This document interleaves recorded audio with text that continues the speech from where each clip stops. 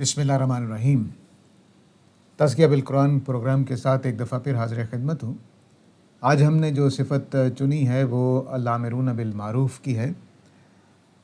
अल-आमिरून bill मारूफ़ का मतलब यह है कि नेकी का, अच्छाई का, जो चीज़ें मानी हुई हैं कि वो अच्छी होती हैं, करने की होती हैं, उनका मशवरा देना या हुक्म देना।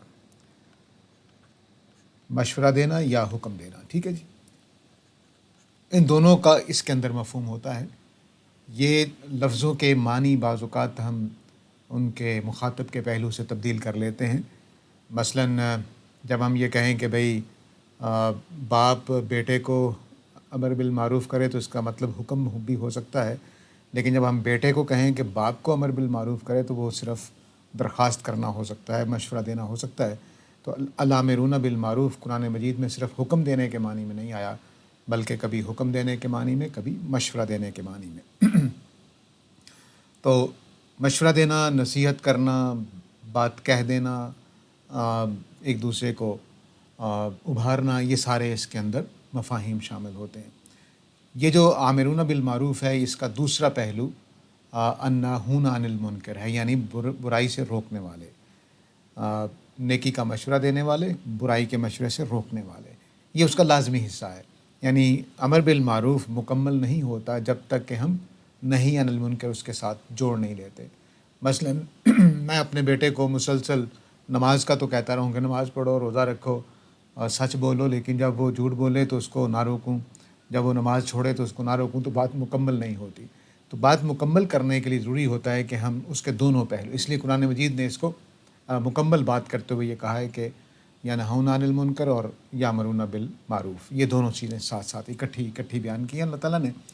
तो ये जो सिफ़त आई है वो सूरह तौबा की 112 नंबर आयत में आई है। अत्ताइबून अल-आबिदून अल-हामिदून अस-साइहून अर्राकिऊन अस-साजिदून अल-आमिरून बिल मारूफ़ वन्नाहूना अनिल मुनकर। ये मारूफ़ का मशवरा देने वाले और बुराइयों से रोकने वाले हैं। मारूफ़ का हुक्म देने वाले और बुराइयों से रोकने वाले, ये दोनों मतलब हो सकते हैं अपने स्टेटस, मकाम, मर्तबे के लिहाज से।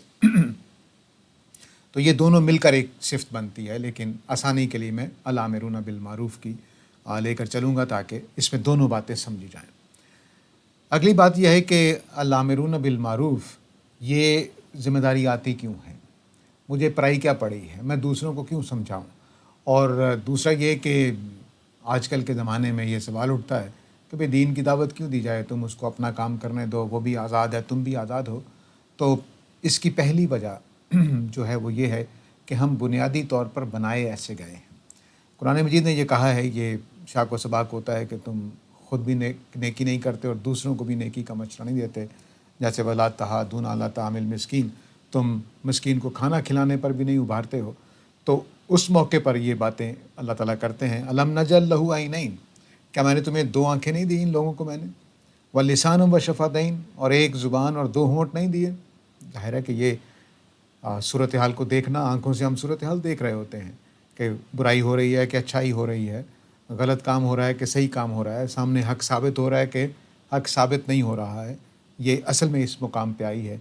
व लिसानुम व शफ़तैन, और उसको हमने क्या एक ज़ुबान और दो होंठ नहीं दिए कि वो हक़ बात को कबूल करे, उसका एतराफ़ करे, गलती सामने आ गई है तो गलती को माने, और अगर हक़ कहना पड़ गया है तो उसकी गवाही दे, और किसी को समझाना पड़ गया है तो बोले, क्योंकि उसके पास दो होंठ हैं और उसकी एक ज़ुबान है। वह हदैनाहुन नजदैन, और हमने उसको राह भी सुझा दी हुई है, यानी उसको हक़ बात का पता है, बोलने की सलाहियत है, देखने की सलाहियत है, और वो खामोश रहे, तो ये दुरुस्त बात नहीं है। अपने भाइयों को हक़ बात बतानी पड़ती है, ये इस वजह से होता है। दूसरी वजह कुरान मजीद ने जो बयान की है वो ये है कि वल्मुमिनून वल्मुमिनात बादुहुम औलियाउ बाद, कि मोमिन मर्द और मोमिन औरतें एक दूसरे के दोस्त हैं, एक दूसरे के मददगार हैं। औलिया दोस्त और मददगार को कहते हैं। तो मसलन मैं गलती करूं तो मेरी मदद क्या होगी कि आप मुझे गलती से रोक दें। मैं गलत रास्ते पर चल रहा हूं, आगे नुकसान होने वाला है, आगे आग लगी हुई है, या आगे कोई लड़ाई हो रही है, बंदूकें गोलियां चल रही हैं, तो आप मुझे कहीं उतर ना जाओ। तो क्या कर रहे हैं आप? मेरी मदद कर रहे हैं। تو اسی طرح نبی کریم صلی اللہ علیہ وسلم نے ایک بہت عمدہ جملہ بولا ایک دفعہ. آپ نے فرمایا صحابہ سے کہ ظالم کا بھی ساتھ دو اور مظلوم کا بھی ساتھ دو. ساتھ دینا اولیاء ہونا ہے. تو صحابہ نے پوچھا جی کہ مظلوم کا ساتھ دینا تو سمجھ میں آتا ہے، یہ ظالم کا ساتھ دینا کیا ہوا؟ تو آپ نے کہا اسے ظلم سے روک کر. تو وہ یہاں پر بات کہی جا رہی ہے کہ اگر میں اپنا نقصان کرنے والا ہوں کسی گناہ میں پڑھ کر، کسی غلط نظریے کو اختیار کر کے، تو آپ میرے مددگار ہیں. آپ کا فرض یہ ہے کہ میری مدد کریں، اور میں آپ کا مددگار ہوں. میرا فرض یہ ہے کہ جب مجھے آپ کے ہاں ایسی چیز نظر آئے کہ جو غلطی کی طرف لے جانے والی ہے، نقصان کی طرف لے جانے والی ہے، تو میں آپ کو سمجھاؤں. تو والمومنون والمومنات بعضهم اولیاء بعض. مومن مرد اور مومن عورتیں آپس میں ایک دوسرے کے مددگار ہیں. یامرون بالمعروف، یہ نیکی کا ایک دوسرے کو حکم دیتے ہیں، مشورہ دیتے ہیں. وینہون عن المنکر، اور برائی سے ایک دوسرے کو روکتے ہیں، بچاتے ہیں اور صلاح مشورہ دیتے ہیں کہ یہ برائی نہیں کرنی. تو یہ تعلق ہے تمام مسلم کمیونٹی کا آپس میں کہ وہ ایک دوسرے کو نصیحت کرنے والے ہیں. کس بنیاد پر؟ اولیاء ہونے کی بنیاد پر، ناقد ہونے کی بنیاد پر نہیں، کیڑے نکالنے والے کی بنیاد پر نہیں، نیچا دکھانے والے کی بنیاد پر نہیں، ٹانگیں کھینچنے والے کی بنیاد پر نہیں، بلکہ اولیاء مددگار بنتے ہوئے. تو جب ہم مددگار بننے کے اسلوب میں ایک دوسرے کے ساتھ یہ عمل کریں گے تو تب ہم مومن بنیں گے، تب ہم اولیاء و بعض بنیں گے. وگرنہ بس دشمن بن گئے. بلکہ تو ایسے طریقے سے نصیحت کرنا کہ دوسرا نیچا ہوتا محسوس کرے، یا دوسرے کو اپنے لگے کہ آپ اس کو بے عزتی کرنا چاہ رہے ہیں یا ماحول میں اس کو بدنام کرنا چاہ رہے ہیں، تو یہ کام خراب ہو جائے گا. تو بعضهم اولیاء و بعض کا جو تعلق ہے یہ نظر آنا چاہیے. اسی امر بالمعروف کے لیے اللہ تعالیٰ نے تواسی کا لفظ بھی استعمال کیا ہے، جس میں باہم مواسات ہے، باہم ایک دوسرے کو سمجھانے کے، وصیت کے، نصیحت کے، خیر خواہی کے انداز میں بات کرنے کا اس کے اندر مفہوم ہے. اور اس میں بھی میوچل کانورسیشن یا میوچل جو ایڈوائز کرنا ہے یا سمجھانا ہے، اس کا ایلیمنٹ اس کے اندر شامل ہے کہ میں آپ کو، آپ مجھے، میری بیوی مجھے، میں اپنی بیوی کو، میرا بیٹا مجھے، میں اپنے بیٹے کو، میں اپنی بیٹی کو، بیٹی مجھے، اور اس طرح سے دوست مجھے اور میں دوست کو، یہ سمجھاتے چلے جائیں. یہ ایک دوسرے کے ولی بن کر، ایک دوسرے کے مددگار بن کر، لفظ میں نظر آ رہا ہو کہ آپ دوستی کا تقاضا نبھا رہے ہیں، نہ کہ صرف نیچا دکھانے کے لیے یا صرف غلطی بتانے کے لیے. اس میں ایک چیز بہت زور سے واضح رہنی چاہیے، بڑی تاکید کے ساتھ، وہ یہ کہ تأمرون الناس بالبر وتنسون انفسکم، کہ تم دوسروں کو تو مشورہ دو نیکی کا. تأمرون الناس، کیا تم لوگوں کو نیکی کا حکم دیتے ہو، وتنسون انفسکم، اور اپنے آپ کو بھول جاتے ہو. ہمارے ہاں اکثر، کم از کم جس قوم میں میں رہتا ہوں، اس میں اکثر یہ غلطی پائی جاتی ہے کہ ہم اپنی غلطیاں ساری پی جاتے ہیں اور دوسروں کو بابا نصیحت یا بابا فصیحت بنے ہوئے ہوتے ہیں کہ ذرا دیکھا جملہ کس دیا، ذرا دیکھا کوئی بات اڑا دی، لیکن خود اپنے بڑے بڑے جرائم بھول گئے ہوتے ہیں، خود کبیرہ گناہ کر رہے ہوں گے اور ہم دوسروں کی چھوٹی چھوٹی برائیوں پر ٹوک رہے ہوں گے. اس سے وہ اولیاء و بعض والا معاملہ نہیں ہوتا. بعضهم اولیاء و بعض کے لیے ضروری ہے کہ آپ خود بھی پھر اس پیمانے پر پورے اترتے ہوں. تو میری اور آپ کی امر بالمعروف اور نہی عن المنکر میں اثر ہی نہیں رہتا. اور اگر اثر ہو بھی جائے، یعنی کوئی ہمارے گناہوں سے واقف نہ ہو اور ہم اس کو نصیحت کریں اور اس پر اثر ہو جائے، تو اس کی خوش قسمتی ہے. ہمیں نقصان ہوگا کیونکہ ہم منافقت کا شکار ہیں، ہم اپنی طرف آنکھیں بند کیے ہوئے ہیں اور دوسروں کو نصیحت کرتے چلے جا رہے ہیں. تو اس آیت کا مطلب کیا تھا؟ اس آیت کا مطلب یہ تھا کہ جس کی نصیحت دوسروں کو کر رہے ہو اس کے اوپر خود بھی عمل کرنا ہے، خود بھی نیک بننا ہے. ایسا نہیں ہونا چاہیے کہ ہم نیکی تو جانتے ہوں، دوسروں کو نصیحت کر رہے ہوں، اس نیکی پر خود کبھی عمل نہ کریں. کہ اگر حق بات کا ہم قریش مکہ کو کہہ رہے ہوں کہ حق بات مانو اور خود یہودی ہوتے ہوئے اس پر عمل نہ کریں، تو یہ بات درست نہیں ہوگی، یہ اپنی اصل میں بھی غلط بات ہے. تو اب یہاں پر بھی اللہ تعالیٰ نے اس لیے ایک اور پہلو سے اس بات کو واضح کیا ہے. یہ سورہ آل عمران کی 114 نمبر آیت ہے. یؤمنون باللہ والیوم الآخر، یہ لوگ جو ہیں یہ اللہ اور آخرت کو مانتے ہیں. وَیَأْمُرُونَ بِالْمَعْرُوفِ، اور نیکی کا حکم دیتے ہیں، نیکی کا مشورہ دیتے ہیں، وَيَنْهَوْنَ عَنِ الْمُنْكَرِ اور منکر سے روکتے ہیں، یعنی گناہ کے کاموں سے، ناانصافی کے کاموں سے، حق تلفیوں سے، وَيُسَارِعُونَ فِي الْخَيْرَاتِ اور بھاگ دوڑ کرتے ہیں نیکیوں کے معاملے میں۔ یعنی امر بالمعروف خالی نصیحت نہیں ہے، بلکہ وہ پورا ایک عمل ہے جس میں ایک طرف آدمی نصیحت کرنے والا ہوتا ہے، دوسری طرف سبقت کرنے والا ہوتا ہے۔ یسارعون فی الخیرات، نیکیوں میں جد و جہد کرنے والے، بھاگ دوڑ کرنے والے۔ وَأُولَٰئِکَ مِنَ الصَّالِحِینَ، یہی لوگ صالحین میں سے ہیں۔ تو اگر خالی پہلی چیز ہو، دوسری چیز نہ ہو، جیسے پیچھے بھی آیا کہ اپنے آپ کو تو ہم بھول جائیں لیکن دوسروں کو نصیحتیں کرتے پھریں، خود نیکی نہ کریں، اور یہاں یہ فرمایا کہ ہم نیکی میں بھاگ دوڑ کرنے والے ہوں، تو تب جا کر صحیح معنی میں ہم صالحین میں شمار ہوں گے۔ اب اللہ تعالیٰ نے منافقین کا بھی آئینہ ہمیں دکھایا تاکہ ہم اس سے نصیحت پکڑیں۔ فرمایا کہ المنافقون والمنافقات بعضهم من بعض، جس طرح مومنین اور مومنات تھے وہ ایک دوسرے کے مددگار تھے، ولی تھے، یہاں فرمایا کہ منافق مرد اور منافق عورتیں ایک دوسرے سے ہیں۔ یامرون بالمنکر، یہ منافقت کی تبلیغ کر رہے ہیں، تو اس لیے یہ منکر کی، گناہ کی آپس میں مشورہ دیتے ہیں۔ وَيَنْهَوْنَ عَنِ الْمَعْرُوفِ اور جو بات سچائی ثابت ہو گئی ہے اس کو ماننے سے انکار پہ مشورہ دے رہے ہیں۔ وَيَكْبِزُونَ أَيْدِيَهُمْ اور اپنے ہاتھوں کو بھی روکے رکھتے ہیں کسی نیکی کے کرنے سے۔ تو فرمایا نسوا اللہ فنسیہم، انہوں نے اللہ کو بلا دیا تو ہم نے ان کو بلا دیا، یعنی اب نیکی کی توفیق، منافقت سے نکلنے کی توفیق چھین لی گئی ہے۔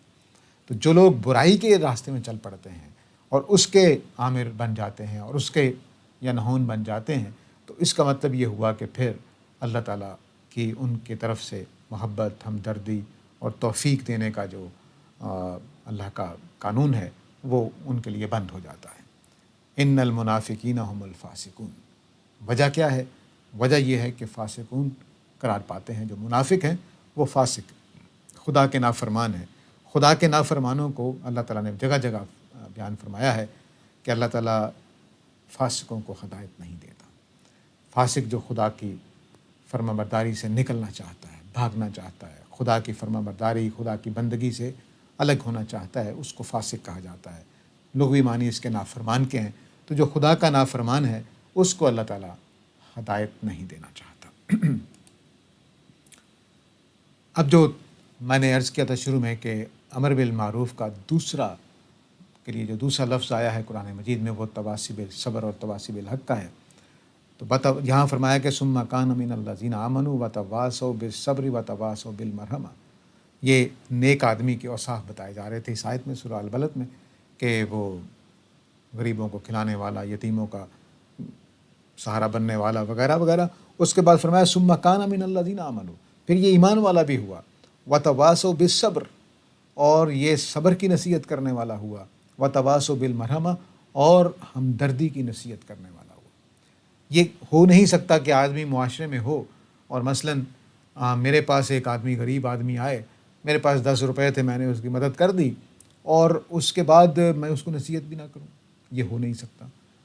نصیحت کرنے کا مطلب یہ نہیں کہ میں اس کو ڈانٹنا شروع کر دوں، مطلب یہ ہے کہ اگر اس کو حوصلہ دوں، اس کی مدد کروں، اس کو سمجھانے کی کوشش کروں کہ مشکلات آتی رہتی ہیں، تم یہ کام کر لو، تم یہ کام کر لو، تم یہ کام کر لو، اور میں دوسروں کو بھی اس کی مدد کے لیے ابھاروں، یہ اس کے بغیر رہا نہیں جا سکتا۔ تو یہ تواصوا بالصبر و تواصوا بالمرحمہ۔ اب تواصوا بالصبر اور مرحمہ کا مطلب سمجھ لیجیے۔ تواصی بالصبر کا مطلب یہ ہوگا کہ میں آپ کو ثابت قدمی کی نصیحت کروں۔ صبر کے بارے میں ہم بات کر چکے ہیں، کیونکہ مومن آدمی صابر ضرور ہوتا ہے۔ یہ ہو نہیں سکتا کہ وہ ایمان والا ہو اور صابر نہ ہو۔ جو بے صبرہ ہے اس کا مطلب اس کا ایمان اتنا ہی کمزور ہے۔ بے صبرے کا ایک مطلب یہ ہوتا ہے کہ بھوک لگی ہوئی تڑپ رہا ہے، وہ بے صبرہ نہیں ہے۔ صحیح باتوں پر قائم رہنے والا، وہ غلط باتوں کو اختیار نہیں کرتا، ہر صورتحال میں صحیح بات پر قائم رہتا ہے، وہ صابر ہے۔ تو صحیح بات پر، اب ایک آدمی فقیری کی وجہ سے، فقر کی وجہ سے خدا سے مایوس ہو گیا ہے، تو میں نے کیا کرنا ہے؟ میں جو مدد کر سکتا ہوں اس کی مدد کروں گا، اور ساتھ اس کو کہوں گا کہ دیکھو خدا کو نہیں چھوڑنا، یہ معاملہ، حالات اونچے نیچے ہوتے رہتے ہیں، خدا نے آزمانا ہے تو تمہیں آزما کر رہے گا، مجھے دے کر آزمایا ہے، تم سے چھین کر آزمایا ہے۔ تو یہ کیا ہو گیا؟ تواسی بالصبر ہو گیا۔ وتواصوا بالمرحمہ، اور وہ ہمدردی کی نصیحت کرتے ہیں۔ تو اب مثال کے طور پر اسی فقیر کا معاملہ تھا، میرا بھائی آ گیا تو میں نے کہا کہ جی تم اس کے ساتھ ذرا ہمدردی کر دو۔ تو ہمدردی دوسرے کی مدد کرنے کو، اس کے درد کو سمجھنے کو، اس کے جو کیفیات ہیں اس کو سمجھنا، اس کی مشکلات میں اس کو سہارا دینے کی کوشش کرنا، مشکلات میں مدد کرنے کے لیے ابھارنا، یہ سارا کچھ اس کے اندر شامل ہے۔ مرحمہ، اس آگے چل کر ہم دیکھتے ہیں کہ اس کو ہم سورہ العصر کے مقابلے میں بھی رکھ کر دیکھیں گے، وہ آگے چل کر دیکھتے ہیں۔ تو یہاں پر دو بڑے کام ہیں جو ہمیں کہے گئے ہیں، دوسروں کی ہمدردی خود بھی کرنی ہے اور دوسروں کو بھی ہمدردی کا سبق دینا ہے۔ صحیح بات پر خود بھی ثابت قدم رہنا ہے، صحیح رویے پر، صحیح باتوں پر، اور دوسروں کو بھی جب وہ پاؤں ان کے پھسلنے لگے تو ہمارا ہاتھ ان کو سہارا دینے کے لیے بڑھ جائے، جب ان کی زبان کو لڑکھڑانے لگے تو ہم ان کو صحیح بات کی طرف اشارہ کر دیں۔ تو یہ تواصوا بالصبر اور تواصوا بالمرحمہ ہوا۔ سورہ عصر نے اسی مضمون کو ایک اور پہلو سے بیان کیا ہے۔ والعصر، زمانہ گواہی دیتا ہے، رسولوں کا زمانہ، جب رسول آتے ہیں اور قوموں کے اوپر اتمام حجت ہوتا ہے اور عذاب آ جاتا ہے اور کچھ لوگ بچا لیے جاتے ہیں، کچھ تباہ کر دیے جاتے ہیں، تو فرمایا کہ انسانوں کا ان رسولوں کے زمانے میں ہونے والا وہ عمل گواہی دیتا ہے کہ سارے انسان گھاٹے میں پڑتے ہیں، لیکن وہ بچ جاتے ہیں جو ایمان لانے والے ہوتے ہیں، عمل صالح کرنے والے ہوتے ہیں، اور تواصی بالحق کرنے والے ہوتے ہیں، اور تواصی بالصبر کرنے والے ہوتے ہیں۔ تو اب یہ یقینی ذریعہ ہے، یقینی بات ہے کہ کامیاب کون ہوگا؟ ایمان والے، عمل صالح والے، اور تواصی بالحق اور تواصی بالصبر والے۔ اب پچھلی جو آیت تھی ہماری، اس یہاں تھا وتواصوا بالصبر، صبر پہلے ہے، اور وتواصوا بالمرحمہ، اور مرحمہ آیا ہے۔ یہاں وتواصوا بالحق پہلے ہے اور وتواصوا بالصبر بعد میں ہے، اور مرحمہ کی جگہ پہ حق آ گیا ہے۔ اس جملے میں الحق بول کر اللہ تعالیٰ نے بہت جامعیت پیدا کر دی ہے۔ حق دو معنی میں آتا ہے۔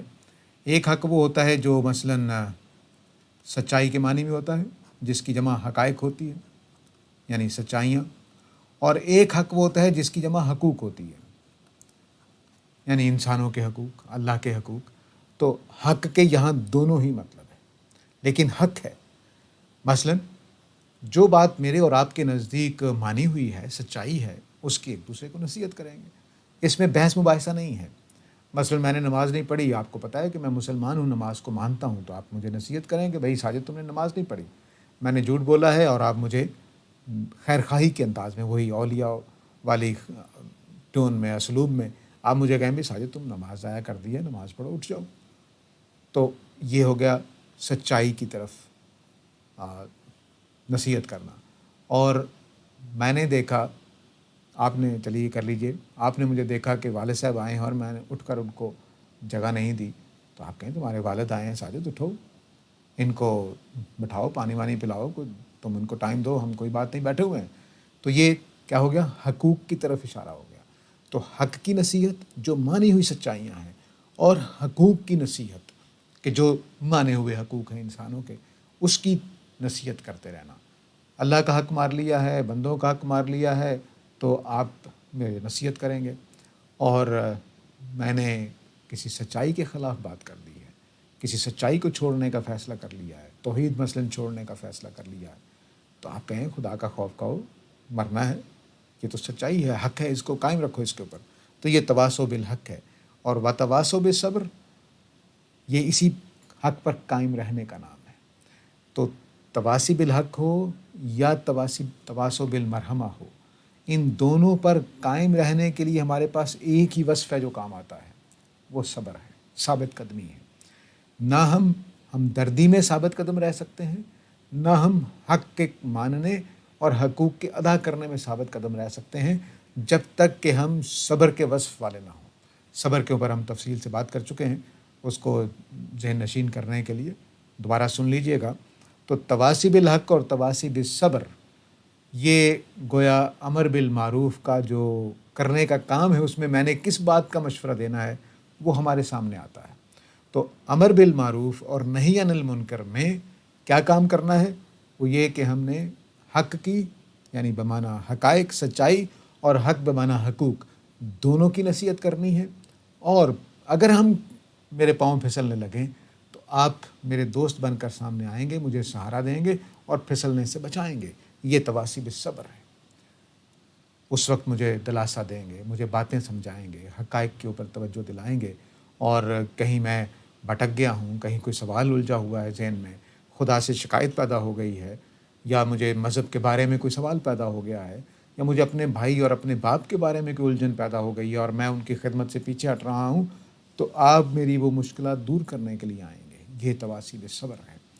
یہ لازماً ہے, ہم ایک دوسرے کے اوپر کریں گے. جب تک امت میں یہ عمل جاری رہا, ہم تندرست امت رہی. یعنی میرے بچپن تک یہ صورتحال تھی کہ وہ پرانا جو دھکا صحابہ کے زمانے سے لگا ہوا تھا وہ چلتا آ رہا تھا کہ گلی میں کوئی بزرگ آ جاتا تھا اور سارے بچے بھاگ کے اندر گھروں میں چلے جاتے تھے. کیوں؟ کیونکہ انہوں نے جس کو دیکھنا ہے غلط حرکت کرتے ہوئے اس کو ڈانٹنا ہے, روکنا ہے, کہنا ہے.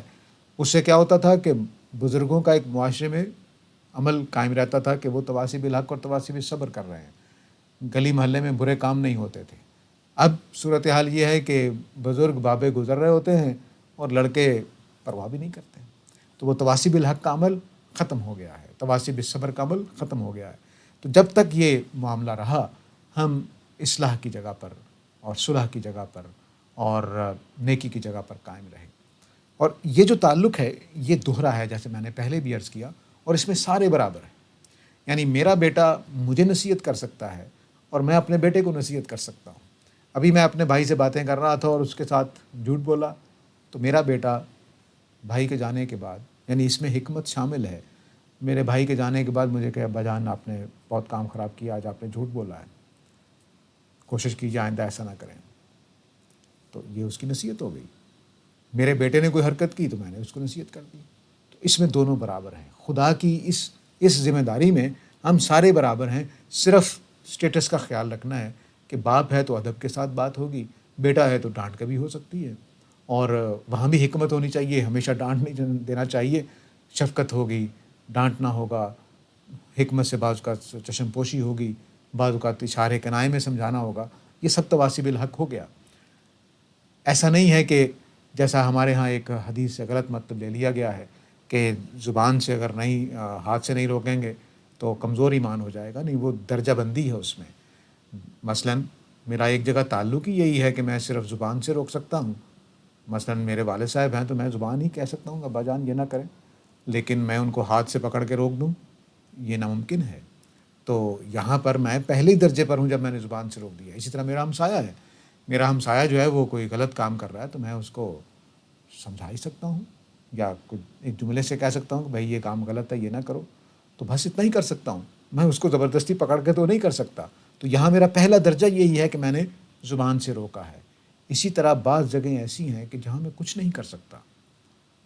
مثلاً دور ایک سین میں دیکھ رہا ہوں, منظر کچھ غلط حرکت ہو رہی, میں وہاں پہنچ ہی نہیں سکتا. تو میرا سب سے پہلا درجہ اب یہی ہے کہ میں دل میں خیال کروں کہ یہ کتنا برا کام ہو رہا ہے.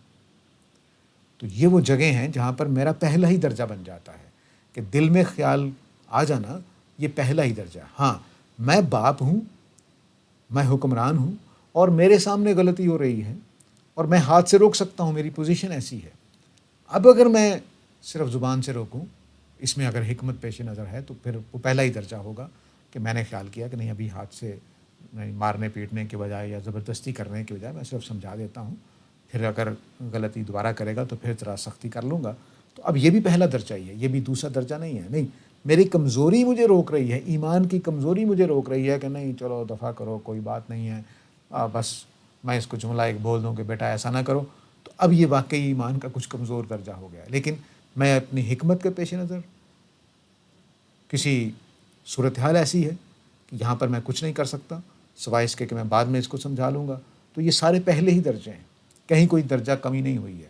جہاں میں پورے حالات میں تھا, کوئی رکاوٹ نہیں تھی سوائے ایمان کی کمزوری کے, اور کوئی رکاوٹ نہیں تھی مجھے وہاں روکنے کی, تو اب ایمان کی کمزوری ہوئی ہے.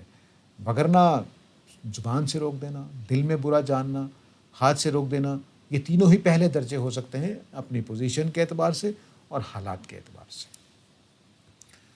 یہ تو انسانوں کے لیے عام چیز تھی کہ ہم ایک دوسرے کو حق بات کی نصیحت کریں گے, ہمدردی کی نصیحت کریں گے، ثابت قدمی کی نصیحت کریں گے، اور یہ سارا عمل دوستی، بھائی چارے اور مددگاری کے اعتبار سے ہے، نہ کہ کسی اور پہلو سے۔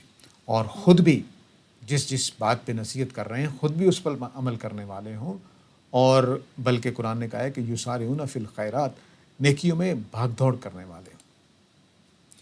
اب حکمرانوں کے لیے بھی اللہ تعالیٰ نے، کیونکہ ہو سکتا ہے کہ میری یہ بات حکمرانوں تک بھی پہنچ رہی ہو جب میڈیا پہ جائے گی، تو حکمرانوں کے لیے بھی اللہ تعالیٰ نے یہی حکم دیا ہے کہ وَلْتَکُم مِّنکُم اُمّہ۔ اللہ تعالیٰ کہہ رہے ہیں کہ اپنے معاشرے میں ایک محکمہ یا ایک گروپ مقرر کرنا چاہیے لوگوں کا، جو یدعون الی الخیر، نیکی کی طرف بلائے، وَیَأْمُرُونَ بِالْمَعْرُوف، اور بلانے کے بعد یعنی پہلے وہ دعوت کی فضا قائم کرے گی، نیکی کی بات پھیلائے گی، نیکی جب عام ہو جائے تو اس کے بعد یَأْمُرُونَ بِالْمَعْرُوف، وہ معروف کا حکم دے گی۔ یعنی دعوت اور یَأْمُرُونَ بِالْمَعْرُوف میں فرق ہے۔ یدعون صرف دعوت دینا ہے، بات سمجھانا ہے، بات پہنچانا ہے، اور یَأْمُرُونَ بِالْمَعْرُوف میں اب حکم دینا ہے، کیونکہ ورنہ تو یدعون الی الخیر بات مکمل ہو گئی، تو اب اگلا کام یہ ہے کہ وہ حکم دے گی۔ مثلاً وہ کہے گی کہ آج کے بعد سے یہ برائی معاشرے میں نہیں ہوگی، جو کرے گا پکڑا جائے گا، جرمانہ ہوگا، سزا ہوگی، یہ یامرون وینہون عن المنکر، وہ پولیس قائم کرے گی، وہ عدالتیں لگائے گی، وہ مجرمین کو سزا دے گی، وینہون عن المنکر ہے، کیونکہ یدعون الی الخیر میں بات پہلے مکمل ہو گئی ہے کہ بات سمجھانے کی بات سے اگلی بات ہے، تو یامرون بالمعروف حکم دینا ہے، سختی کرنا ہے، قانون نافذ کرنا ہے، اور ینہون عن المنکر مجرمین کو سزا دینا ہے، تو پولیس، محکمہ، یہ سارا کچھ اس میں آ جائے گا، عدالتیں لگنا، سزائیں نافذ ہونا، یہ ینہون عن المنکر میں آ جائے گا۔ یدعون الی الخیر میں حکومت کے اوپر جو ذمہ داری نبی کریم صلی اللہ علیہ وسلم کی سنت مطہرہ سے معلوم ہوتی ہے، وہ یہ کہ آپ نے جمعے کے خطبے کو حکمرانوں کے سپرد کیا تھا کہ وہ معاشرے میں آ کر مسجد میں بیٹھ کر لوگوں کو دعوت دیں، خیر کی طرف بلائیں۔ تو یدعون الی الخیر سمجھ لیجیے کہ نبی صلی اللہ علیہ وسلم کے اسوہ کے مطابق جمعے کا خطبہ اور عمومی فضا یعنی دینی امور کا محکمہ قائم ہے، وہ جمعے کے خطبے دے رہا ہے، وہ لوگوں کو ویسے حق بات کی نصیحت کرتا ہے، اس کی طرف سے معاشرے میں نیکی کے مواقع زیادہ پیدا کیے جا رہے ہیں، برائی کے مواقع کم کیے جا رہے ہیں، یہ ساری فضا ملک میں یعنی وہ ہماری تہذیب اور کلچر کا حصہ بنا کے رکھ دے اس کو، کہ نیکی واقعی نیکی لگے، ہر آدمی کو نیکی کرنا آسان ہو۔ مثلا ہمارے ہاں سادہ طریقے سے شادی کرنا نہایت مشکل ہو گیا ہے، اس طرح کی چیزوں کے اوپر وہ اپنی فضا قائم کرے، ایسی کہ روب داب والے بھی اسی طرح سے، پیسے والے بھی اسی طرح سے شادی کریں جس طرح سے ایک غریب آدمی کر رہا ہے، تاکہ امت کے لیے، قوم کے لیے آسانی ہو۔ تو اس طرح سے یدعون الی الخیر کا عمل ایک ہے، اس کے بعد یامرون بالمعروف قانونی طریقے سے چیزوں کا حکم نافذ کرنا ہے، اور ینہون عن المنکر سے پولیس، عدالت اور مجرمین کی سزا کا کام ہے، حدود و تعزیرات وغیرہ سب اس میں آ جائیں گے۔ تو فرمایا کہ اگر یہ نظام تم قائم کر لیتے ہو تو ایسا کرنے والے اولئک هم المفلحون، وہی فلاح پانے والے ہیں۔ تو یہ ہماری صفت تھی الامرون بالمعروف۔ ہم عام جو لوگ ہیں ان کے لیے پہلا حصہ ہے گفتگو کا، اس طرح سے ہمیں بننا ہے، اور حکمران جماعت کے لیے دوسرا حصہ ہے۔ اس کے ساتھ اجازت چاہتا ہوں، وآخر دعوانا ان الحمد للہ۔